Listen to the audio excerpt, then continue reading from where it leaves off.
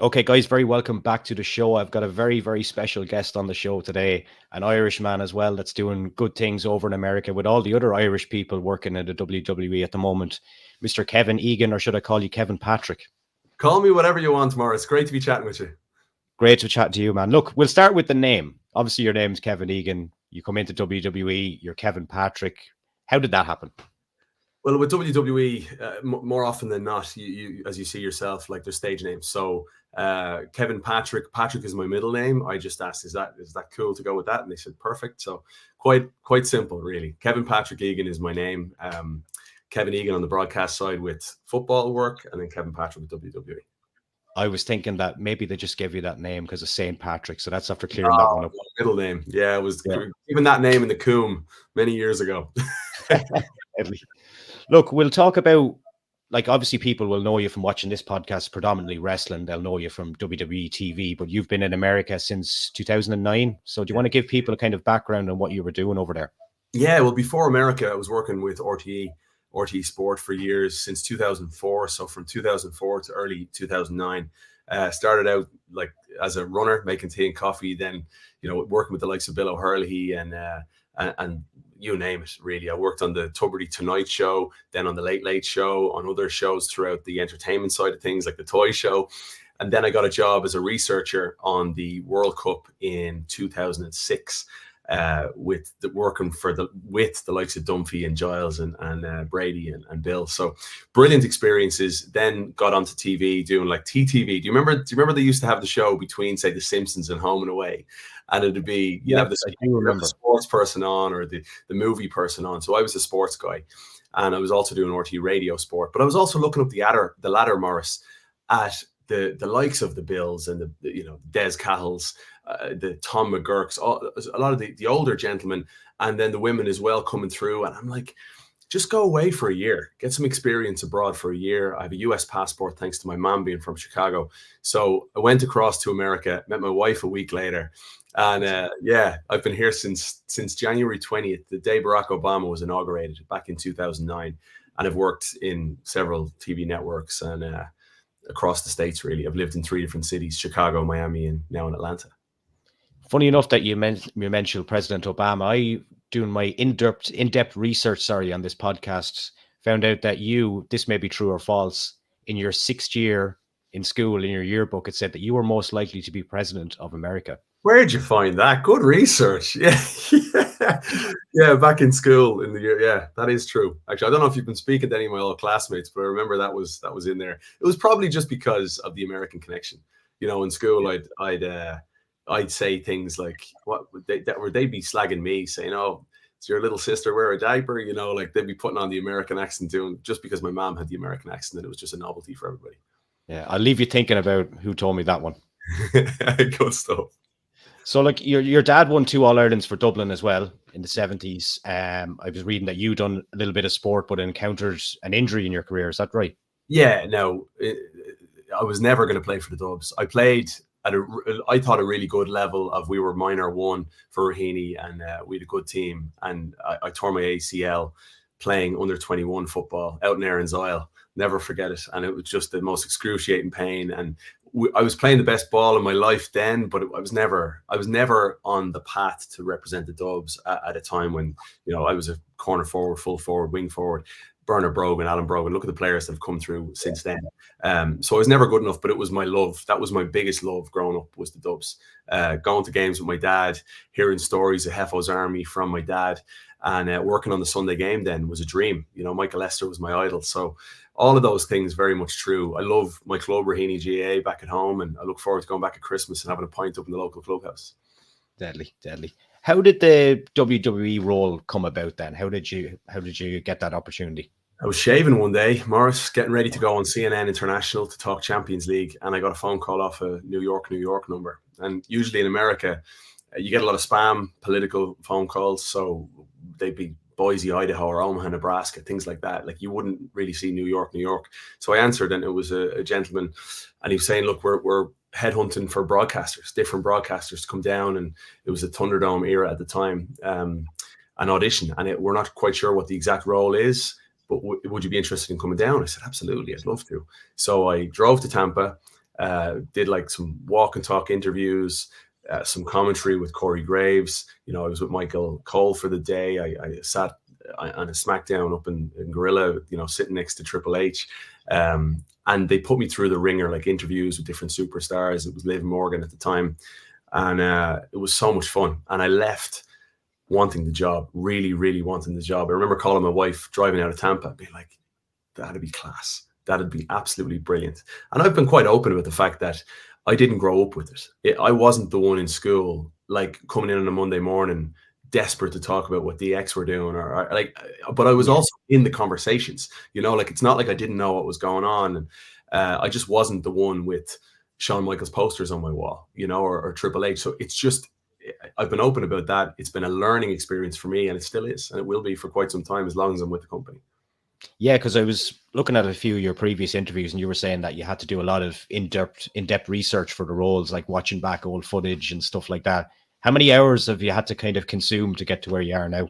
Well, a big part of it, to be honest, is the current product. Like that's the most important thing, is the storylines, what we're doing, talking with the superstars, and making sure that I'm totally and utterly engrossed with what we're doing now.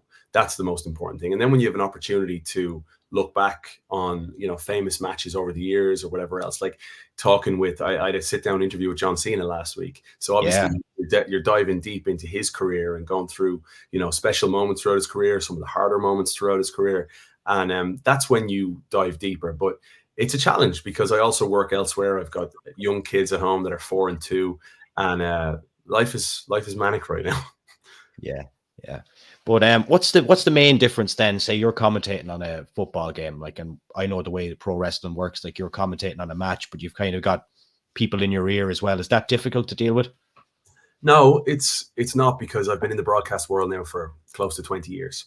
So having people in your ear is just something you get used to. It's difficult at start. I mean, if you have never had that happen to you before, and you are in the middle of talking and someone comes in and they have to give you very specific instruction, that can be a challenge for people that have never done it. But over time, you from doing different roles, especially in TV, like when you're in the graphics chair, when you're in the technical director chair, you garner a greater appreciation and understanding of how the whole process works. So you get to a place where you're okay.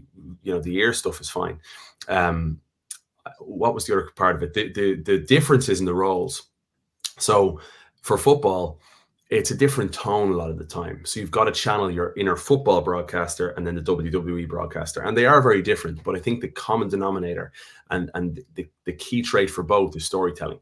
So whether you're going into a match between Man United and Liverpool, or whether it's LAFC against Cincinnati, there are stories to tell. Like, you're a storyteller, first and foremost, the stories of the season and the narratives coming in, but then also the story of the match.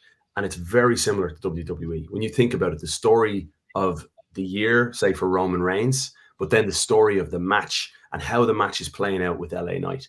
So it's cool to think about. I actually love having these conversations, because I think ultimately being a football broadcaster can help me be a better WWE broadcaster, and absolutely vice versa. Yeah. Were you speaking of the big man there, Roman Reigns? Who do you see maybe dethroning him eventually? Oh man, who knows?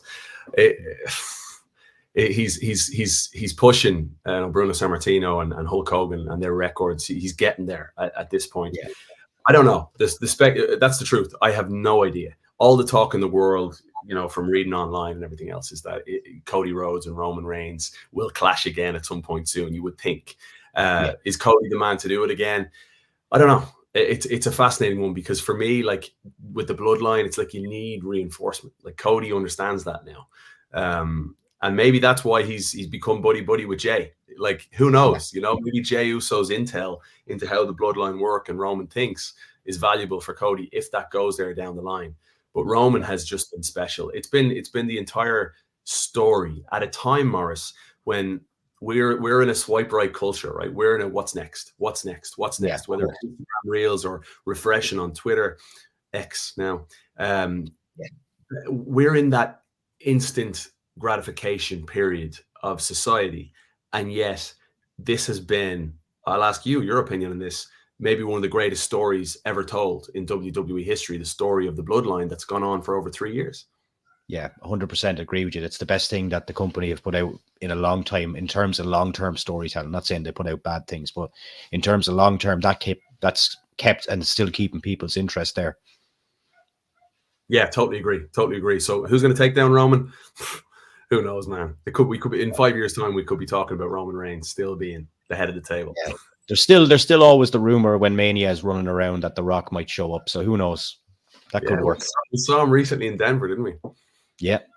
What is your proudest moment in working for the WWE so far? Probably being trusted with the role. Quite honestly, proud moments when when Triple H shakes your hand and says best of luck, because you know that they don't throw anybody into that role. And I know I've got a long way to go. I know I'm learning, a 1,000,001 things every week. I think I'm humble enough to understand that, and I've worked in the industry long enough to know where you need to get to versus where you are. There may be people that will sit in that chair and think they're the bee's knees and think they know it all. But the reality is, it doesn't matter what you know about professional wrestling. There's a different level of understanding, the sense, the smell, the sensations that you need to feel in that role when you're a storyteller on a Raw or a SmackDown show. So probably the proudest moment is just being told, okay, we're moving on from this person, and now you're up. We'll see you Monday. And you're like, okay, it's a big step, but we only get one go at this life, Morris. And sometimes you have to say, have a case of the feckets and just go for it. You seem like, from talking to you, that you kind of embrace these things and you kind of work well under pressure anyway. Yeah, but the natural anxiety kicks in too. And there's no question about it. Like the first few months, it's still there. It's still there. When that music hits and you go on air, and imagine, put yourself in my shoes for a second. You're a broadcaster, right? You're in that chair, the lights come on, the pyro hits, and your Roman comes out and you're go. And you've got the greatest of all time, to many people, Michael Cole, next to you. It's an intimidating environment, but I do think it's an incredibly privileged position to be in. I'm very, very grateful and extremely lucky that they've said to me, okay, we're giving you a go. And now I just want to do right by the WWE universe, which takes time. Like, I think Michael Cole tells me all the time, he's like, people are only starting to turn and give me praise now in the last few years. Yeah. For 20 years they hated me, and it's just something that he's a genius at what he does. And if you're not recognizing the storytelling ability of Michael Cole and the pacing throughout matches and how he makes you feel, you gotta open your eyes a little bit. He's so good at what he does. Is that something you ever do? Like, when you read online, you read about different people on Twitter feeds and stuff like that, and some of the comments may be negative. Do you read into that, or do you just ignore that? No, I don't anymore. But I'll tell you, like week 2, I remember I finished up week 2. We were in Oklahoma City, and I went back and I looked, and I did the dreaded thing of searching my name on Twitter. And man, I found myself sinking down the side of the wall in the bathroom, because I was like, I am the worst human being on planet Earth. And I get it. Like, fans are either going to hate you, they're going to love you, they're going to like you, they're going to think you're meh. Whatever it is, you elicit emotions when you're sitting in that chair, and they have to hear your voice, or they want to hear your voice. And it's just one of those things that you've just got to keep going. And I talked to John Cena about it, because about 10 years ago, remember, John Cena was booed everywhere he went, and he's like a great person to be able to talk to about things like this. You keep going, you learn, you get better, and you listen, because if there's things you're doing that are grinding people's gears, well, then learn from it, and try to be the best you can possibly be. But it takes time. I remember Michael Cole saying that it took him 12 years.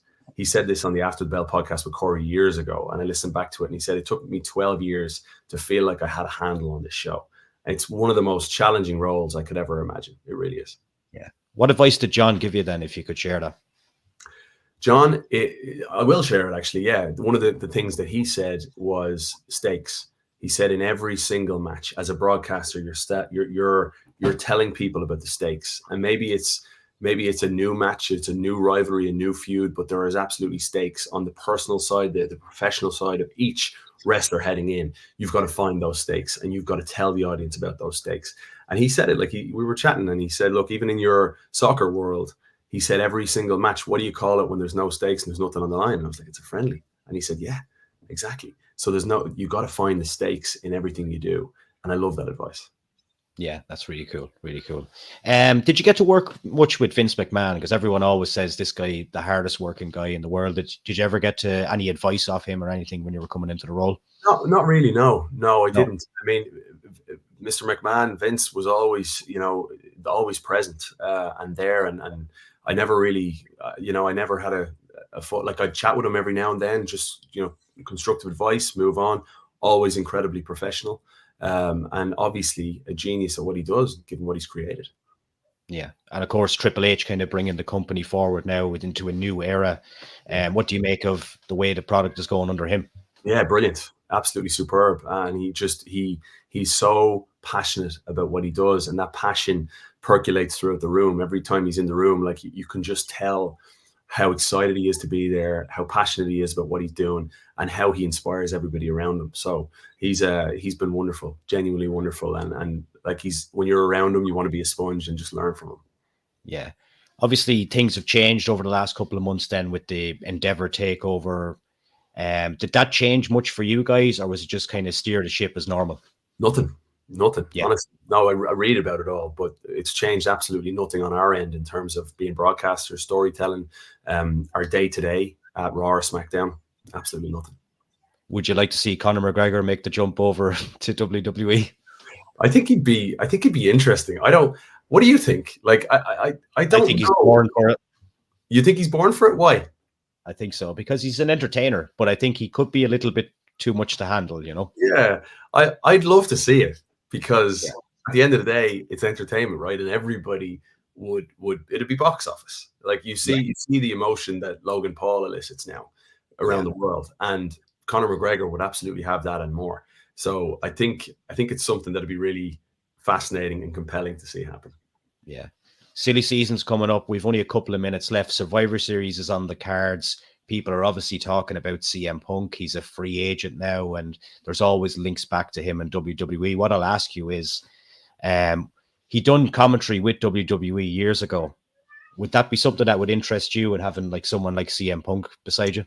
I'm up for anything when it comes to commentary. If you say, like, if there's a legend, within the WWE world right now, say, not CM Punk from the outside, but if there's someone there who they said, hey, we're going to put on commentary, that's one of the most exciting things for me, is working with new people. Like I had a chance to work with Wade a few weeks ago, and it's so much fun, because you want to be around them at all times beforehand to soak up who they are and what makes them tick, and then hopefully, find those little triggers that you can bring on air at some point. And the job of a host is always to get the best out of the person next to you, even if you think the host, do you remember, and this is something I can talk with you about, because you're Irish, Bill O'Hurley. Yeah. Bill used to ask what to many people in the local pub would be like, it's a stupid question, to the point where Dunphy would nearly say, that's a stupid question, Bill. But Bill knew exactly what he was doing. Bill knew exactly what he was doing. And by asking that question, he knew that Dunphy would say something like that, and it would poke the bear. And that's something as a host, I'm always thinking of, is like, maybe it's a certain moment that you just ask a question that that Corey Graves is going to jump down your throat, but that's good TV. Like, if it makes me look like a fool, I don't care. I genuinely don't care. It's one of those things that you're like, what's going to elicit some sort of a response from home? Let's just do it. Yeah. Now, you would say Michael Cole has probably been maybe the most helpful person, would you say, in your role, because of his vast experience in the job? Yeah. Now, Michael Cole has wrestled numerous matches and even won at WrestleMania. Could we ever see undefeated, Mark? Could we ever see you in the ring? And if they asked you to do it, would you do it? I'll do whatever's needed. Yeah, of course. I'll do whatever's needed. I don't see that happening. I really don't. Maybe, who knows? You never say never in any walk of life at all. But down the line, if they said to me, we need you to do whatever it is, I'm up for it. I'm just along for the ride in the best possible way. I'm having fun, and I'm just honored to be in that chair, quite honestly. Yeah. And finally, as we wrap up, there's so many Irish people in the company now, between the two girls headlining Halloween Havoc. You have Jordan there, and Finn, and Seamus. And I can tell you from being to shows over here that the cycle hasn't ended yet. There's a lot of people here that I think could be working alongside you really soon. And that's pretty cool to be in Ireland at the moment. And they're brilliant people. That's the best part about it all, quite honestly, Morris, is like you can get people from your country, cool, but what are they like? You know, as people, as human beings, what are they like? And I'll tell you, Shamo, Finn, Becky, Lyra, like they're deadly. They're just absolutely JD. You know, they're top people, and it warms my heart when you go in there. And I definitely have a special bond with all of them. You know, 100%. Like Corey will slag me about it when Becky comes out, but I'm like, no, Becky grew up 5 minutes from where I grew up at home. Becky and I would have passed each other on the bus. You know, I'm on the 31B heading out to Finton's in Sutton, and she's going from Bayside to Mount Temple, and that's cool. When you're able to put those. We were in a Crown Jewel show in Saudi a couple of years ago, and we kind of joined the dots there talking about it. I'm like, of course you're going to have a connection with Seamus, who played full forward for Finbars. You know, you're chatting about those days, or was a bouncer at Lily's. You know, like you're having a connection. I connect with Finn when we're talking about the Premier League, and he's a big Spurs fan. So I think it's cool when that happens, and I do honestly believe that we're a special country. That when we go away as Irish people, you always find that common bond. And for me, I'll say this: every one of them has been absolutely brilliant to me, and I'm forever in their debt for just how much they welcome me in. Yeah. Look, man, it was an absolute pleasure to catch up with you. Jeez, I nearly fell off my chair. It was an absolute pleasure to catch up with you today, man. And look, really appreciate your time. And hopefully maybe in about a year's time, we can do this and see what you're up to. Lovely chatting with you, Morris. Continued success, and hi to everybody listening in here as well. So cheers for having me. Greatly appreciate it, man.